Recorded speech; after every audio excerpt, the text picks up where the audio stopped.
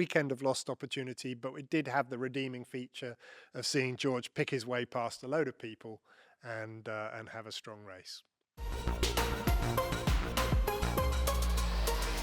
Hi, I'm Miles, and I'm here with James to answer your questions about the United States Grand Prix. Austin kicked off this triple header, and it was intense. And I can't lie, difficult to watch at times, but still incredible to see the team push right through to the end. James, tell me, how are the team feeling ahead of the next two races? Well, a whole range of feelings. I guess a bit battered because that was, as you say, intense. There's a load of other adjectives you could describe it with, which are somewhat less flattering. But the sort of battered feeling is starting to wane, and mostly just focused on what's coming next. As you say, it's triple header, 2 more coming down the road at us, and with lots of reason to be optimistic that we can get our redemption in those 2 Grand Prix. What was the thinking behind not starting Lewis in the pits? Perhaps taking a new power unit or changing the setup? The answer's not totally straightforward. We talked about it. It was, an option to do what George did, to start from the pit lane, having changed the setup on his car between qualifying and the race. We didn't actually have any reason to think there was much wrong with Lewis's setup. He had his best bodywork on. He had the grid position we had, which is further up the road than starting from the pit lane, and so why not start where you'd qualified, even if it wasn't the place you wished you'd qualified?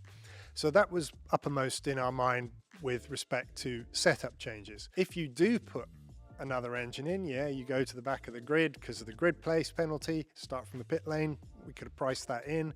But more significantly, you don't get to just put another engine in and not pay for it financially. If your engine breaks because it's got a problem, then the way the rules are written is that you can have another power unit at that point and it not impact your cost cap. But if you just say, I want one because I want one, that's a different matter. You have to pay for it. And that would not have been a good trade. The freshness of a new power unit would have lifted your lap times fractionally, but the cost cap hit would have not made that worth paying. George nearly secured pole position in sprint qualifying, but we noticed a drop in performance in the following sessions. What could have caused that? Yeah, well, that is the million-dollar question. Not only did George nearly secure the pole in that session, Lewis nearly smashed it utterly out the park. He was way ahead of any of the times until got a bit tangled up with Colapinto. In terms of why did that then not materialize in the rest of the weekend, that is the key question for us, and my guess is that we were flirting a bit too closely with the ground. These cars like running low, and you generally pick up lap time as you are able to get the car nearer to the ground, but push it too far and the car starts behaving in a fairly unpleasant fashion. If you just hit a bump wrong, it'll unseat the car, make the rear end come out on you, and just deliver a level of performance that when it's good, it's great, but if you just hit a bump at the wrong moment, a crosswind at the wrong time, then you get punished for it. And my guess is that we were just pushing our luck a little bit too much in terms of how near to the ground we got, how stiff we ran it. It seemed like Lewis was battling with the car this weekend. Our fans want to know what happened to Lewis's suspension in the formation lap for sprint, and how do we totally fix that for quali? Yeah, so if you'd watched it on the telly, anyone who watched it on the telly would have heard Lewis saying, I can feel a clicking as he got ready for the sprint race.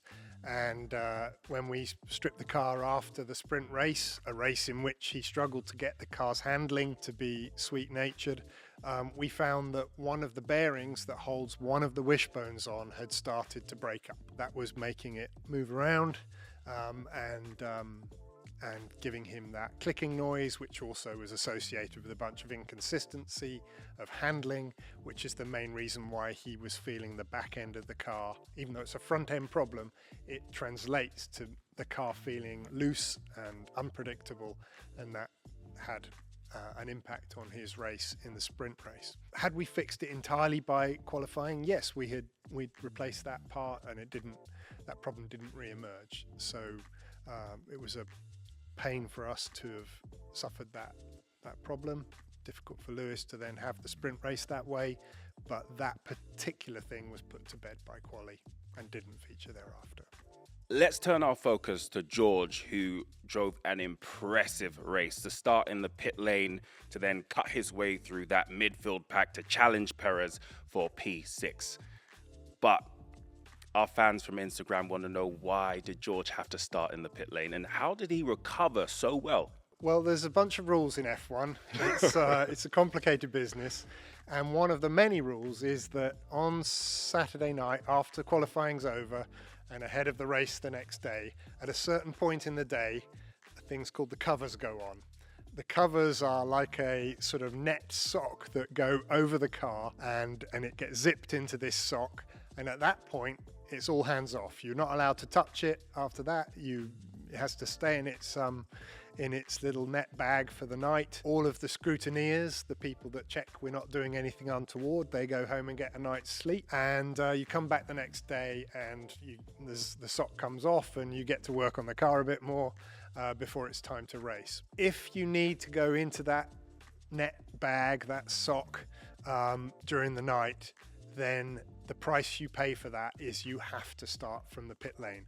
That's because the FIA don't get to spend the night, because they want to stay in bed, don't get to spend the night watching you labour away on the car, and so they can't be sure that you didn't do a bunch of things that you shouldn't have done. And so the sort of punishment for taking it out the bag is you have to go to the very back of the race and start from the pit lane. The damage was such that we weren't going to be able to fit that in the window between quali and the next morning when the race started, without also going into the bit in between when the car's in its sleeping bag. So I've used bag, sock, sleeping bag. And so we had no choice but to work all night, mend the car, and take the cost of that, which is starting from the very, very back out of the pit lane. So that's just the consequence of having a big crash in qualifying. But on the second part of your question, what a great drive. Yes, what a great drive.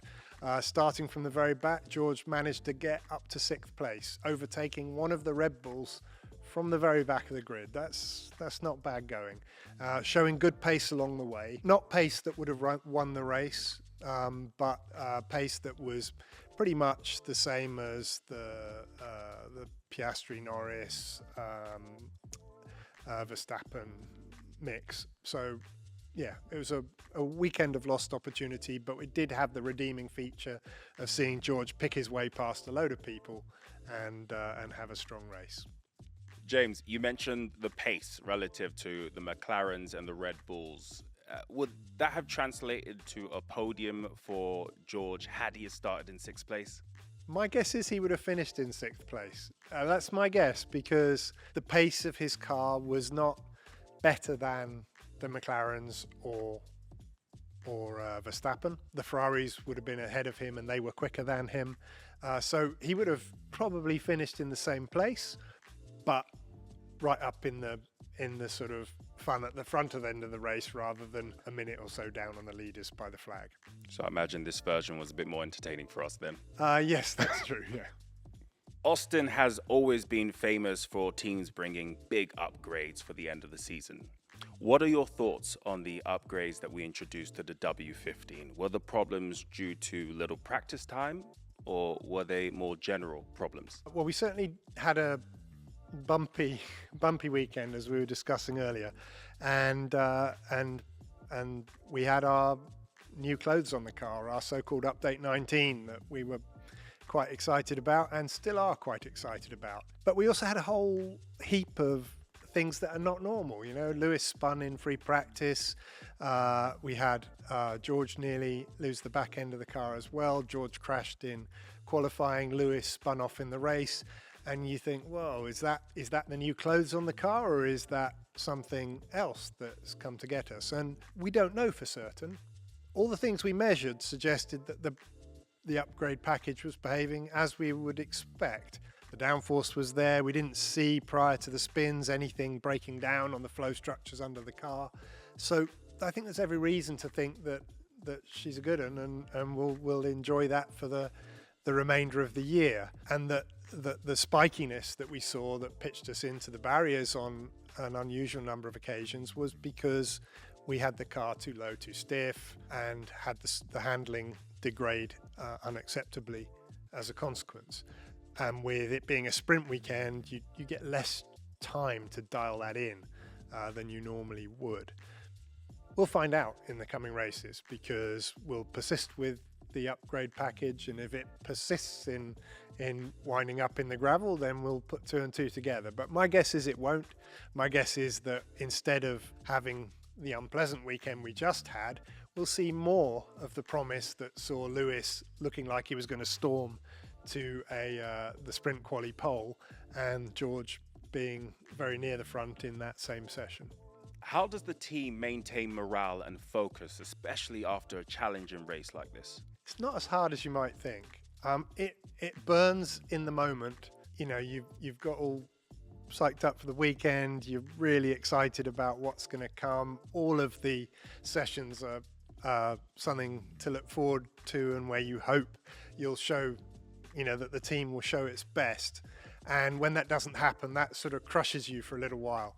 But the type of people that like this job don't spend too long being fed up when it goes wormy, because you just focus on what's coming next. You know, we get to do something that is one of the most fun jobs you could possibly imagine, and this fun job also has the great virtue of offering you a shot at redemption every couple of weeks, and in fact, in this case, every weekend. So yeah, it knocks you back for a few hours, and then you just start to think, okay, what were the things that went wrong? We can put those right, and we can make it better for the next one. And now I'm just looking forward to Mexico, and I know that all my colleagues will be thinking just the same, looking forward to proving out whether Update 19 does have the goodness in it that we believe it does. Looking forward to seeing Lewis back on the track and raring to, you know, show the world once again what he does. And so it's not hard to stay motivated. It's a sort of environment which is self-motivating. You just pumped all the time to meet the next thing head on and enjoy what it brings to you. Speaking of Mexico, this next coming race is in high altitude. How did the team deal with notably thinner air in terms of car setup? You're running like Monaco level wings, but you get Monza type performance because the air is all thin, and it just means the big wings produce less force. But the car doesn't feel much different to a normal car, and the drivers will just be able to thrash it, and hopefully we'll have a good race. Yeah, look forward to Mexico.